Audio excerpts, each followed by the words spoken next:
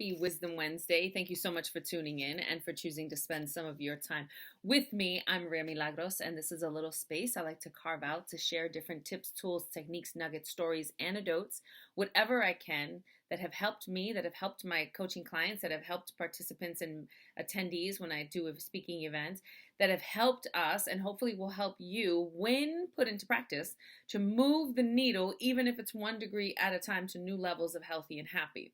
So during the month of August, we're talking about different ways to kind of manage our time and change our story around that so that we can start creating with intention the life that we want and the life that we deserve, right?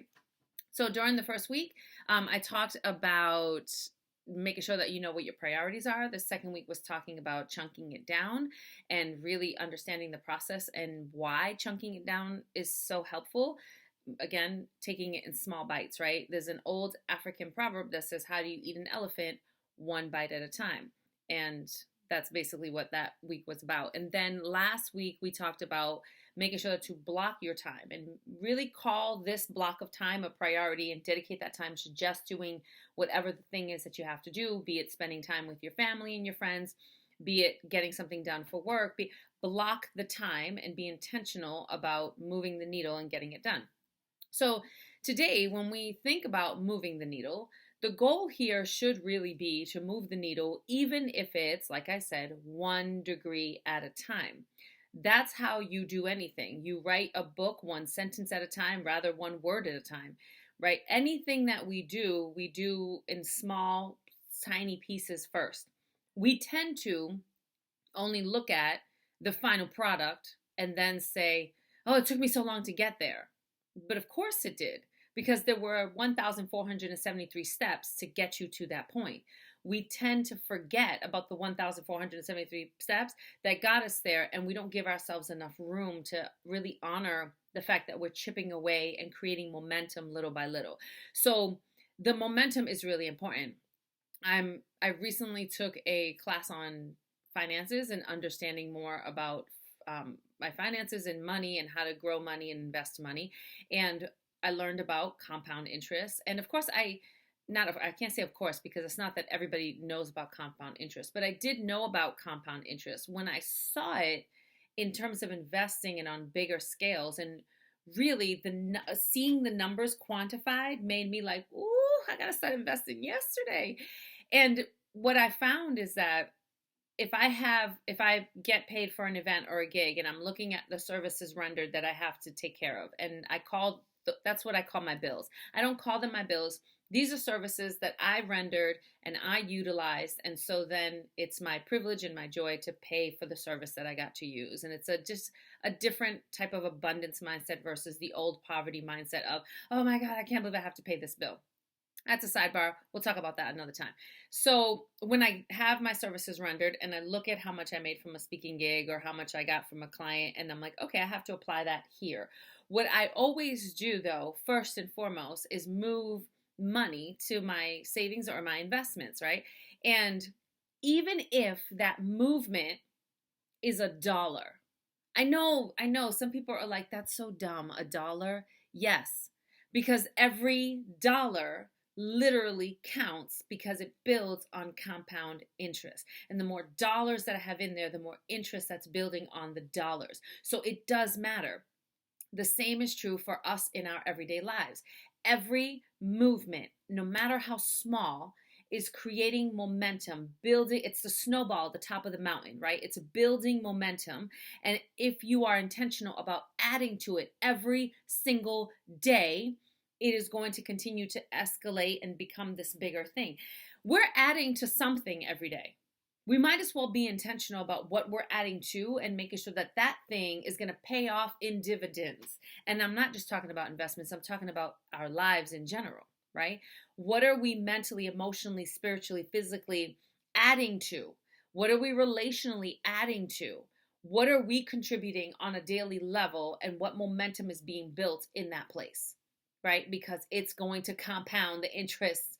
It's going to pay out in dividends for the better or for the worse. Choice is ours, depending on what we're investing.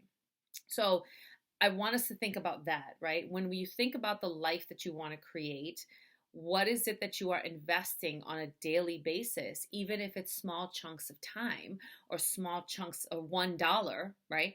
Whatever it is, so that it's continuously growing in those spaces. Now, the thing that I realized, and someone had emailed me last week and said, I realized I have so many excuses. Yummy. Let's talk about our excuses. So I have a 4-step plan that I use to help me when it comes to my own excuses. I've shared this before and I want to share it again so that if you have excuses that tend to be getting in your way, you do this kind of homework assignment. I like to call it action steps.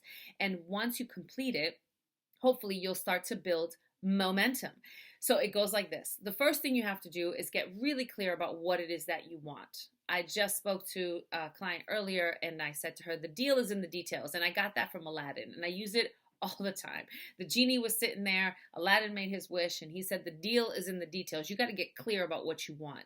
And I feel the same way about our lives. The deal is in the details. What is it that you want? Get really clear about those things. Now, for some people, that feels too big and overwhelming because I want this in this place, and I want this in this space, and I want this. Okay.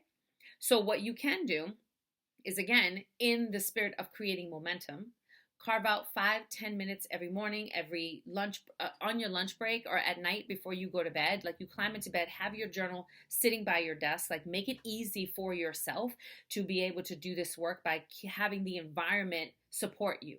I have a journal right next to my bed with a pen so that if I wake up with an idea or something, I have a place to capture that, knowing that I'm not going to remember it by morning. Like, let's stop. So I want to create, she said to herself, so I want to create an environment for myself that helps support who I am versus trying to pretend like I'm going to remember for the morning. I'm not going to remember. So journal by the bed, maybe journal by the bed so when you wake up in the morning, it's the first thing you do. Maybe journal by the bed so when you go to bed at night, it's something you do. Maybe you journal in your work bag so that when you have your lunch break, you pull out your lunch. Maybe it's in your lunchbox. I'm not kidding. Maybe the journal is in your lunchbox. So when you pull out your lunch, boom, journal is right there with it. Create environments and spaces that help us create the life that we want rather than thinking we have to do it like everybody else and sabotage ourselves. So think about what would work best for you. And my suggestion is, back to step 1, get really clear about what you want. If you find that that feels really big, then create categories for yourself. I do know a lot of people who create multiple categories. I have about 7 categories in my own life, like my relationship with my friends and family, my personal intimate relationship, my finances, my career, my health and wellness, my spirituality, and I can't remember what the last one was. But anyways, I have 7 categories. That's what works for me. I know people who have 16, 20 categories. Whatever works for you. There's no right or wrong. Maybe you want to start off with 3 main categories and there are 2 or 3 main things that you're like, these are the areas that I want to work on first and really focus some energy on. Maybe I need to get healthier in my relationships with my kids or my spouse or my partner. Maybe I need to focus a little bit more on school, my education or career, whatever, right? You get to decide what's right for you. So create those categories for yourself and then get really clear. What would you want that to look like, right? Write that out for yourself, because if we don't have a destination, we're just kind of drifting. And so it's really helpful for us to create a destination. I want it to look like, feel like, be like this. And keep in mind that this is a living, breathing document because it's written by a living, breathing human. So what you might want today, if you're constantly in a place of stress, might look very different in 3 months. If you pick up a meditation practice and you're not so stressed anymore and you go, oh, you know what? I realize I don't need that. What I really want is this. And so keep in mind that it is a living, breathing document, and give yourself the room and the space to kind of make adjustments and ebb and flow as life ebbs and flows, as you ebb and flow, right? So we have, okay, X marks the spot. We know what we want. It's right there. Boom, I can see it. I go to the mall. I find the You Are Here, and then I find the store that I'm looking for. It's usually Auntie Anne's because I love their pretzels. And then I can figure out how to get there because I now have these 2 points and I can figure out how to get to those 2 points. And sometimes it's a straight shot. Most of the time it's not. It's a squiggly squig because it's fun and exciting and I can stop at 9 stores on my way, right? So we want to make sure that we have, okay, we know where we are. Honor it. You are here in this moment. And I know where I want to be. I know what I want to look like, what I want that part of my life, or my life to look like and feel like, and so on and so forth. Okay, so we have that. We write that out, whether in categories or not. Then the second thing that I would suggest is get a separate sheet of paper. And at the top, write the category or write my life. If you only have the one and you say my life, my life. If you have multiple categories on each page, write the category. And then begin to list all of the blocks, the limitations, your excuses. The reason why I'm doing this is because they are excuses. Sometimes we feel like we are the victim in the situation, and so it's not my fault, which means it's not an excuse, it's the truth.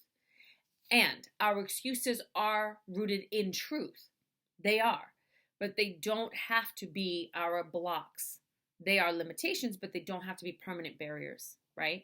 So write out all of the limitations that you believe are real, that are stopping you from achieving what you want in that particular category. And I suggest leaving some space underneath each one. You don't have to go into a full thesis type, structure of writing. Just write the excuse, write the excuse, write the excuse, write the limitation, write the block, write whatever it is you feel like is in your way. Separate them all. Leave some space in between. Third step is that you're going to go back to each one.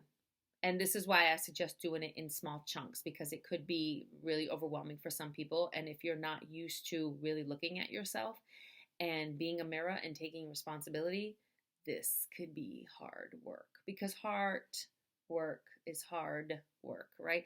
So you write out what the excuse is. Underneath that, maybe in a different color, maybe you put it in parentheses or something. You write where you think that came from or why you think that's real.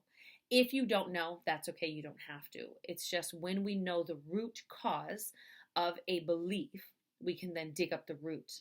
And we can do this for and with ourselves. If we don't know the root cause, that's okay. We know the belief, and when we know what we don't want, we can then help ourselves create a shift by getting more clear about what we do want, right?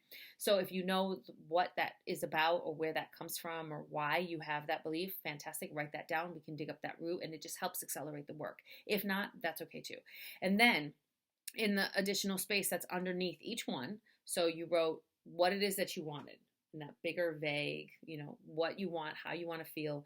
Then you broke it down into compartments or lists, and you said, okay, here are my excuses. Underneath your excuses, here is where that excuse comes from or why that excuse exists. And then the next step, step 3, you're going to go into those, step 4, you're going to write a new narrative for each excuse. So if the original excuse was, I'm a single mom, I'm trying to build a business and take care of my daughter and create an investment account, and I just don't have the funding for that. My new narrative is I can put $5 every time I get paid in that account. I can do $5. And then it starts to break down my excuses, because then I go, oh, well, I did $5 last time. First, I did one. I'm not even kidding. I did $1 at a time. And then I was like, oh, I can put $5. And then the next thing I knew, I can put $10.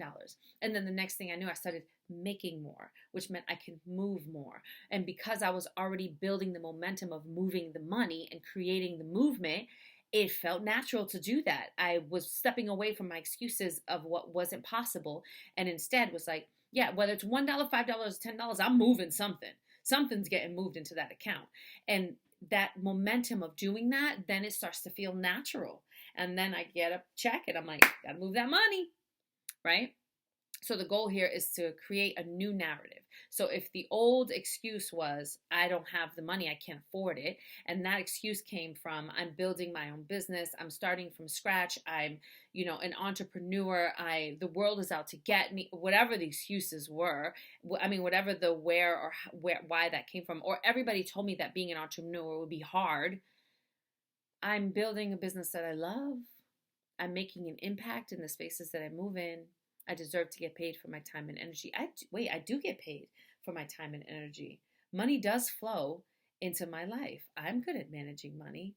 I've learned how to create budgets from a very young age. And now I can just make that a line item in my budget. This is an investment in mine and my daughter's future. This is not, oh, wait, I want to do this. And then I'm almost talking myself out of the excuse or the limitations. And then the excuse and limitations start to crumble. They no longer have any strength to stand, right? Because they're always rooted in fear. The fear of fill in the blank, the fear of success, the fear of failure, the fear of embarrassment, the fear of making mistakes, the fear of change, the fear of uncertainty. It's always rooted in some kind of fear. And fear is false evidence appearing real. Well, I know that it's not real. What is real is my capacity to show up and make an impact. What is real is my deservedness to get paid for the work that I do. What is real is that money flows. What is real is I can move money, even if it's $1 at a time. Now all my limitations just fell apart, right? So when we have our excuses, to recap, we want to make sure that, one, we know what it is that we want. We're creating those two X's on the map. Here is where we are. Here is where we want to be. Okay, now we know how that we have a destination rather for this particular thing. And again, just want to reiterate that it is a living, breathing thing. So that will continue to move as it should. You accomplish one dream and then you have bigger dreams. Yum. That's the whole point. We're here to play and have adventures and explore and expand and evolve. Okay, and I have to pull myself back. So that's one. What is it that you want? Get really clear. What do you want? How will it make you feel? And, get into the root of why you want it. Yum. Second thing, what are your excuses? List them. Third thing, where do the excuses come from, or why do you hold on to those excuses? And you might have a true and legitimate reason for those excuses to exist and for you to hold them. But the reality is that even though they're true, or pieces of them, they're limitations that you're choosing to keep in your life, right? And then 4, what is the new narrative going to be? What is the truth? If fear is false evidence appearing real, what is real? What are the things that are happening? What are the things that you can do? And what is the one small step that you can take every day, whether you are operating by your priorities, whether you are blocking your time or whether you are chunking it down? What is the thing that you can do every day to continue to move the needle, to continue to get to those new levels of healthy and happy, to achieve and create the life that you want and deserve? I get amped. I do stuff like that, I get amped up and I'm like, okay, am I doing what I'm supposed to do? Yes, I wrote today. I'm working on that second book. I have to finish editing another chapter. And then I'm creating online workshops. Yeah, we're doing it. Okay, one day at a time, little by little, moving the needle. No more excuses, because I'm allowing excuses to become my limitations. Period. And we have to take personal responsibility. And all of those things might be absolutely real. And the opposite is also true. Just saying. I'm sending you so much light and love. I know this video is long. It's like a mini workshop. I hope this was beneficial. If you know someone who can benefit from it, please share it. Because really, the more that we as women collectively and women of color get away from the excuses that are limiting us, that we have been told are real, and we do the work to disassemble those and then really step into our power and start to make the impacts that we are designed and born to make, in a way, con sabor, like with flavor that we show up with. I mean, we are powerful. Yeah, we are. So yes, okay, I'm sending you light and love. If you have questions, holla at me. You know how to reach me. If you need coaching, hit me up. Go check out my website, www.mariamilagros.net/lifecoach. I'm here for you. I got you. We could do this. And if you need someone to speak at your next event, conference, or personal development day, you can reach me on my website as well. You can either go to the speaker tab to learn more and then send me a message, or you can go straight to the connect with me tab and just send me an email and let me know what you're interested in, what you're looking for in your dates and stuff, and I'll get back to you within a couple of days. All right, I'm sending you so much light and love. There's nothing you can do about it. Mwah! Peace!